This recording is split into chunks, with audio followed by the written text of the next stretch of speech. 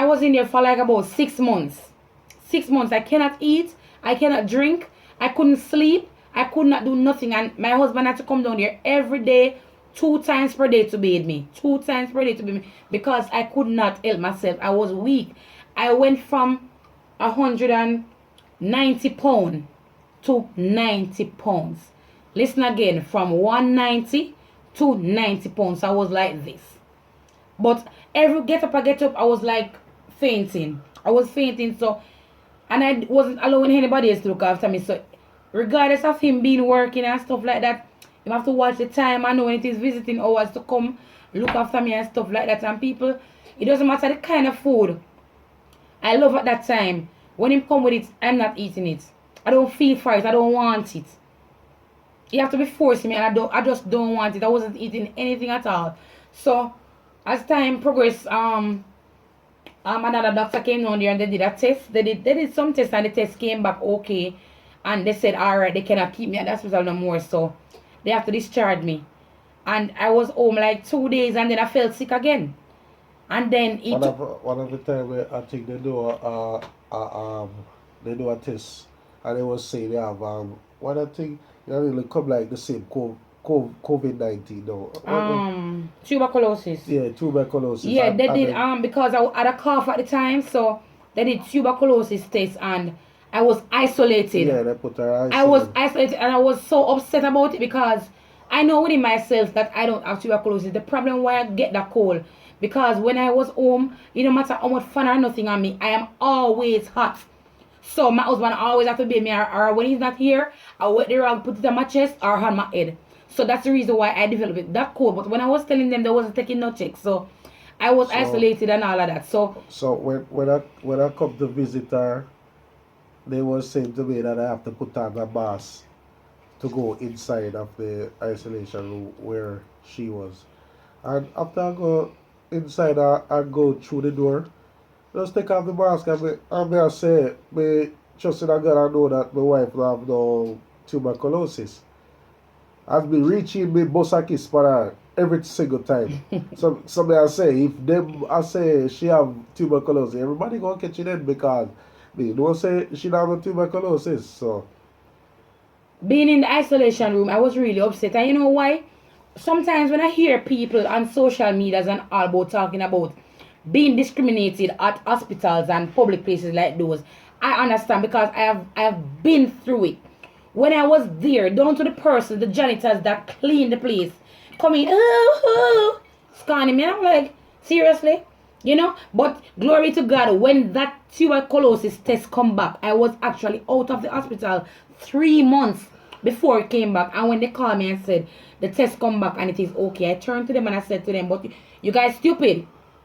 Because the first thing, if I had tuberculosis, you discharged me from the hospital 3 months now. And tuberculosis is something that they say can transfer. So everybody around me in my community and everything would have gotten it long time. So it would have been the ministry, the public hospital negligence right there. You understand? So I mean, a lot of times after that, in and out of hospital, people, I was on my way to Kingston. yes. I was on my way to Kingston. Spanish Town. And by the time I hit the highway, the breeze, I just felt like I couldn't breathe. And I have to touch my daughter. And my daughter had to start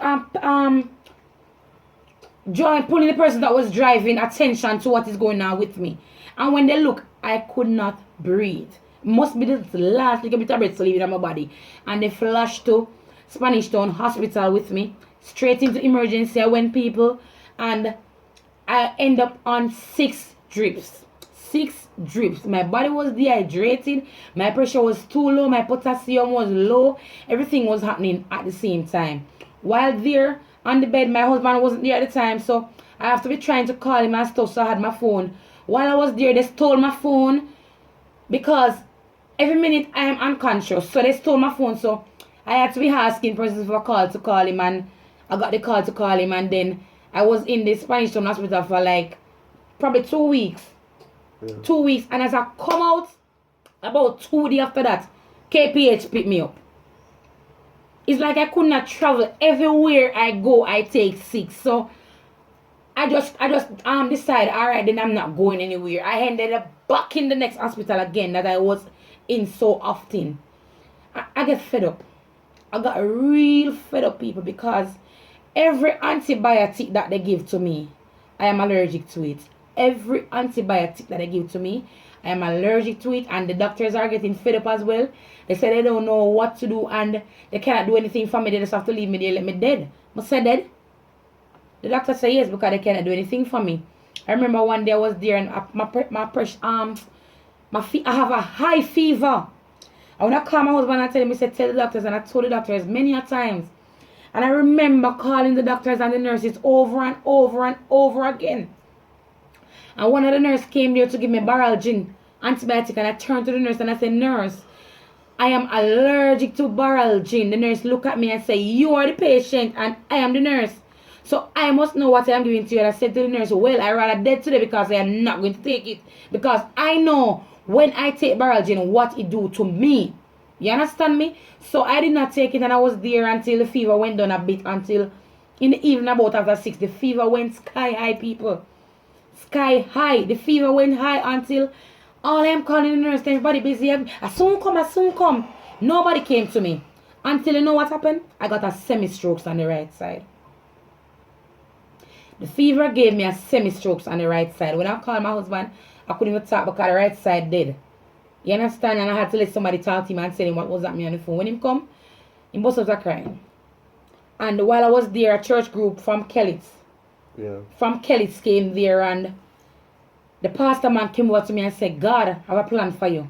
And I know your time yet. That time this side could have moved, and I was saying, yes, it's true. And they began to pray for me, and I started to pray and tear down Jerusalem, you know. And I started to pray. And when they finished, I said to the pastor that I want to try and move the right side. And he said, try, go for it. And when I was trying to move the right side, it's just the fingers moving. And I began to pray again, and I was talking about my little sister, my daughter, and everybody that depending on me, and I just cannot lose it as yet. And I was there praying, and then they have an olive oil, and they anoint the right side of my body with it. And in less than 20 minutes, I could have moved the hand, I could have moved the foot, I could have sit up.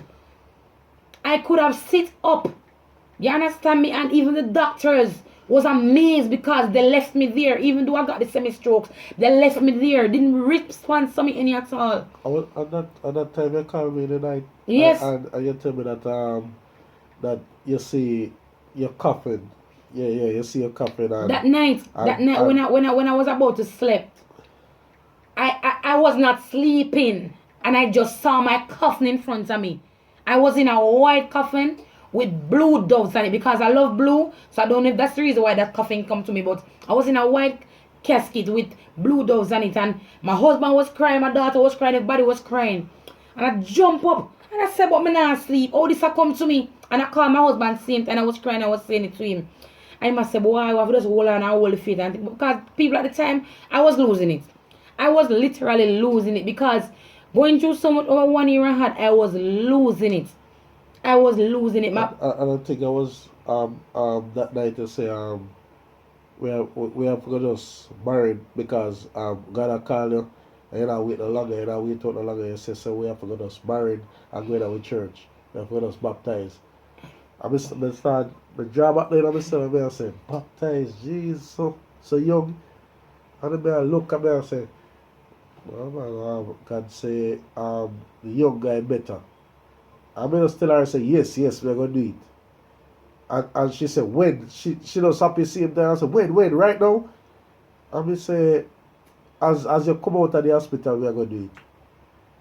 And she said alright then. And God was so good to make she come out of the hospital. I was there after for a little while. Yeah. And then I came out the Friday, and then the Monday I have to take me back down there. Yeah. And I was there for like 2 weeks again. And when the doctor told me, say, them can't do nothing for me. Latoya, we cannot do anything for you. We don't know what you're going to seek some other help. I'm like, other help? But what am I talking about? I don't understand what I'm talking because I got me, sir. So when you look at me and tell me to seek other help, I really don't understand what you're saying to me. And I remember when I called my husband again and I said to him, any hour God take me out of the hospital, me I go baptize. Any God tell me to that's why I make baptize, because this is not the first calling in my life. It is not the second calling. It is not the third calling, and I'm always hard years.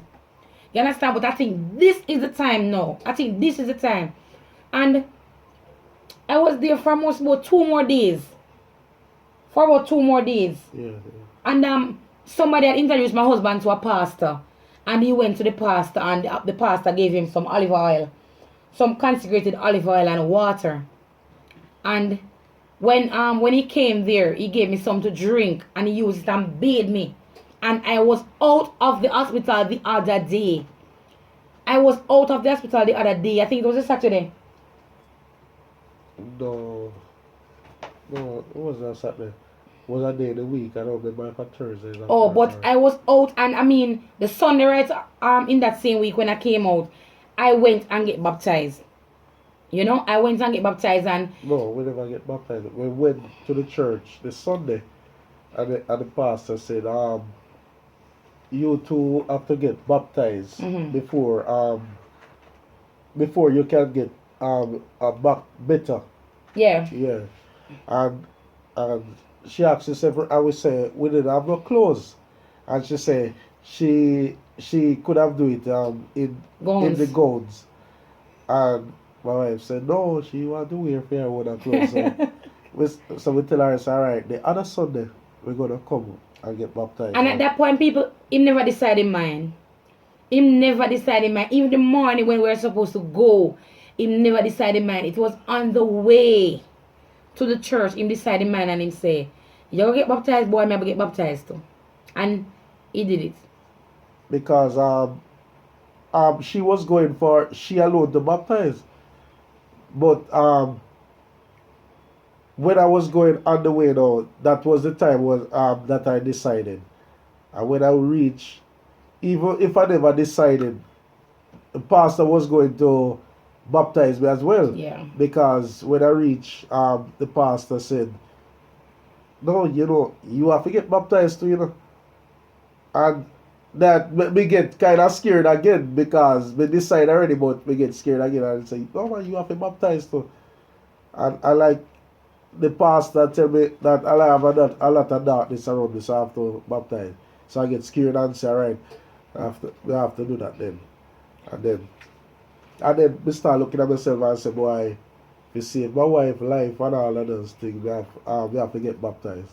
So alright, so we're going to wrap up now. We consider this as part one. yeah. Part one of our true story, reality story.